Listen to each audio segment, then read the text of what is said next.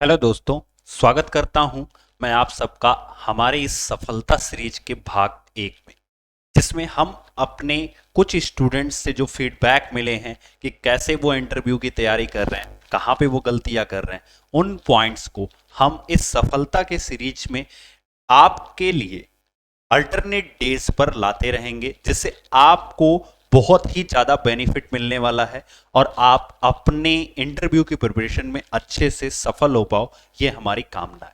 चलिए, सबसे पहले जो पॉइंट्स दिए हुए हैं उनको हम देखते हैं।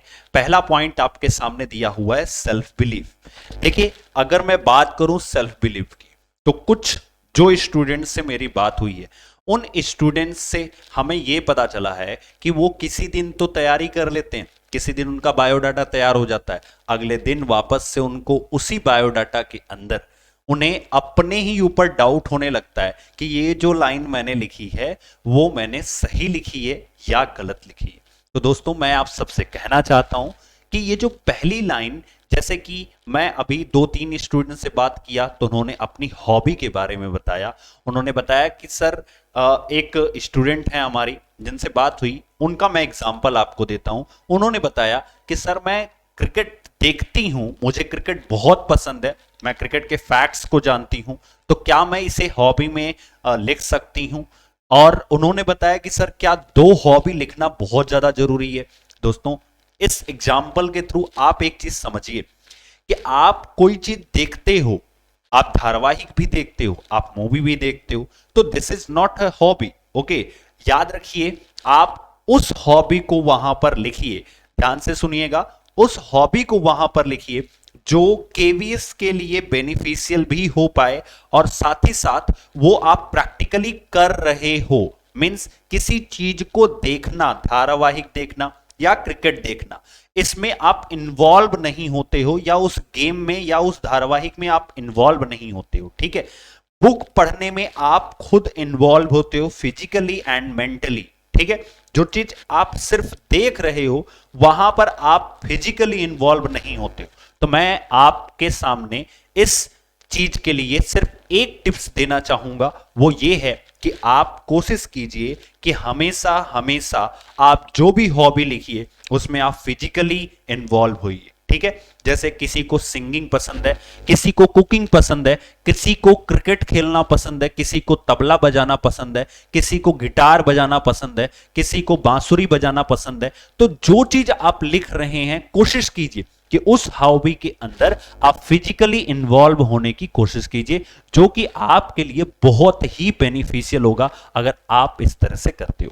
सेकेंड थिंग, अगर सेल्फ बिलीफ के अंदर मैं आपको एक पॉइंट और समझाने की कोशिश करूं, तो उसमें यह पॉइंट है कि आपने जो एक बार लिख दिया वही आपके लिए क्वेश्चंस के लिए, आपके क्वेश्चंस को तैयार करने में सारी भूमिका प्ले करेगा। तो जो आपने लिख दिया उस पर विश्वास कीजिए और आप अपने अंदर खुद से विश्वास कीजिए कि जब आप इंटरव्यूअर के सामने बैठे रहोगे तो जो भी आप बोल रहे हो उसके ऊपर फुल 100% कॉन्फिडेंस होना चाहिए। अब सवाल आता है कि ये कॉन्फिडेंस जनरेट कैसे होगा, क्योंकि सबसे बड़ी समस्या यही है कि वो कॉन्फिडेंस हम गेन कैसे करें, वो कॉन्फिडेंस को हम और लेवल पर कैसे लेकर के जाएं। सर, हमने विजुलाइज तो सब कुछ कर लिया है कि किस तरह के वहां पे पैनल होंगे, किस तरह की चीजें हमसे करी जाएंगी, लेकिन वो एक्चुअल में प्रैक्टिकली नहीं चीजें की जा रही हैं। तो उसके लिए मैं आपको बताना चाहूंगा सेकंड पॉइंट, जो कि अवेयरनेस है। देखिए, अवेयरनेस को लेकर के मैं आपको एक सिंपल सी चीज बताना चाहूंगा कि अगर आप किसी भी चीज को कर रहे हो तो उसके बारे में अवेयर रहो। जैसे आप अगर बायोडाटा ही अपना लिख रहे हो, क्या लिख रहे हो? अपना बायोडाटा ही लिख रहे हो दोस्तों, तो आपको पता होना चाहिए कि बायोडाटा का मतलब क्या होता है, ठीक है।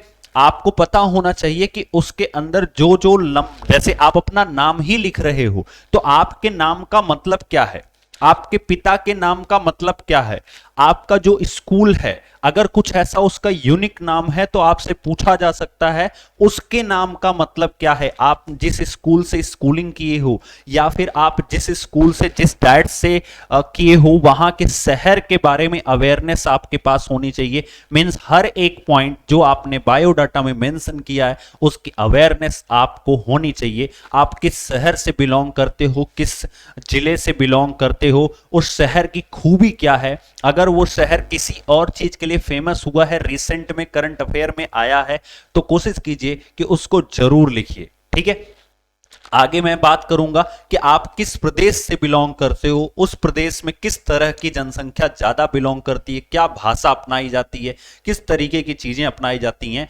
ये पॉइंट्स आपके लिए बेनिफिशियल होंगे, तो मैं आपसे रिकमेंड करूंगा कि आप जरूर अवेयर रहिए हर एक चीज के बारे में जो भी आपने बायोडाटा के अंदर लिखा है। ठीक है, ये ऐसे पॉइंट्स हैं जो आपके इस बिलीफ को बढ़ाते जाएंगे।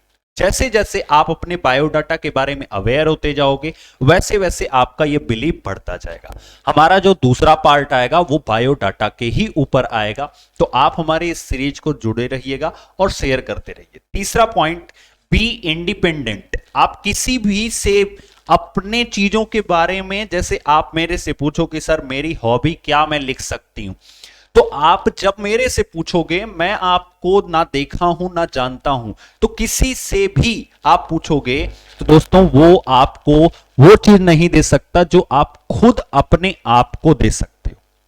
ओके, तो आप जो लिखोगे वही सबसे ज्यादा सही है, आप जो बोलोगे वही सबसे ज्यादा सही है। एक होता है ना लकीर के फकीर, तो दोस्तों आपको वही बनना है कि आपने अगर एक लाइन खींच दी तो वही लाइन सबसे ज्यादा सही है। आप लाख कितने भी इंटरव्यू की तैयारी कराने वाले के पास चले जाइए, नॉट इवन विथ मी, केवल मेरे साथ ही नहीं, आप किसी के भी पास चले जाइए, जो लाइन आपने खींची है वही सबसे बेहतर है। तो कोशिश हमेशा ये करिए कि आप जो लाइन खींच रहे हैं उसमें कॉन्फिडेंट रहिए, परेशान मत होइए, इंडिपेंडेंट बने रहिए। अगले चौथे पॉइंट के बारे में अगर हम देखेंगे तो लिखा गया है कीप लर्निंग। ये पॉइंट क्यों लिखा गया है, क्योंकि जब आप इंटरव्यू की प्रिपरेशन करते हो तो आप अपने सबसे पहली चीज बायोडाटा से क्लियर हो जाओ, और जो भी चीजें आपको मिल रही हैं, जैसे आप जब बुक्स पढ़ रहे हो, जैसे आप कोई कॉपी पढ़ रहे हो, कोई आप एनसीईआरटी का पोयम पढ़ रहे हो, तो उस पोयम के अंदर कुछ एक ऐसे वर्ड्स आते हैं, कुछ एक ऐसे शब्द आते हैं जिनके दो मतलब हो सकते हैं, जिनके तीन मतलब हो सकते हैं, जिनके अलग अलग मतलब हो सकते हैं, और वो अलग अलग जगहों पे क्या किए जाते हैं, यूज किए जाते हैं। तो उन पॉइंट्स को, उन शब्दों को, उन शब्दों के अर्थों के बारे में जानने की पूरी कोशिश कीजिए। आप हमेशा सीखने की कोशिश कीजिए, चाहे आप कोई भी चीज देख रहे हो, आपकी हॉबी क्या है, उससे आप बच्चे को क्या सिखा सकते हो, उससे आप बच्चे को क्या सिखा सकते हो जिससे उसके पढ़ाई में फायदा हो, उसके डेवलपमेंट में फायदा हो, उसके होलिस्टिक डेवलपमेंट के बारे में सोचिए और हमेशा सीखते रहिए। और तीसरी चीज, जब भी आप अपने डेमो को परफॉर्म कीजिए, देखिए ध्यान से, मैंने पिछले जो 3 बताई है वो आपके बायोडाटा से रिलेटेड बताया। अगर आप अपने बायोडाटा के ऊपर कंसिस्टेंट होकर के वर्क करते हो और उसके हर एक चीज के बारे में अवेयर होते हो तो आपका सेल्फ बिलीव अपने आप बढ़ता जाएगा। ठीक है, यहां पर हम जो चीजें बात करेंगे वो हम डेमो से रिलेटेड बात करेंगे। ठीक है, तो जब आप अपने डेमो को करोगे तो अपने ही डेमो से आपको खुद सीखना है।